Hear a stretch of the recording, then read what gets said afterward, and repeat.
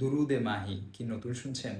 আল্লাহুম্মা সাল্লি আলা মুহাম্মাদিন ওয়া আলা আলি সাইয়্যিদিনা ওয়া মাওলানা মুহাম্মাদ খায়রিল খালাইকি ওয়া আফদালিল বাশার ওয়া শাফিউল উমামি ইয়াউমাল হাশরি ওয়ান নাশর।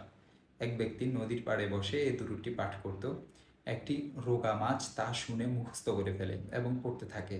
ফলে সে সুস্থ হয়ে যায়।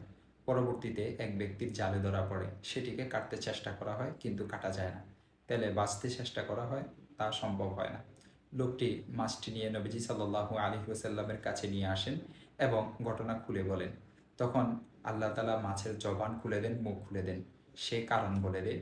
এ শুনে নবীজি সাল্লাল্লাহু আলাইহি ওয়াসাল্লাম আলী রাদিয়াল্লাহু তাআলা আনহুকে নাকি দুরূদটি লিখে রাখার নির্দেশ দেন। দুরুদে মাহি বা মাছের দুরুদ এটি হাদিসে বর্ণিত দুরুদ নয়। হাদিসের নির্ভরযোগ্য কোনো গ্রন্থে এ দুরূদটি পাওয়া যায় না। অনির্ভরযোগ্য কিছু ওজিফার বইয়ে তা পাওয়া যায়। সেখানে নবীজির সাথে সম্পৃক্ত করে এর যে ফজিলতের কথা বলা হয় তা সম্পূর্ণ বানাওয়াট।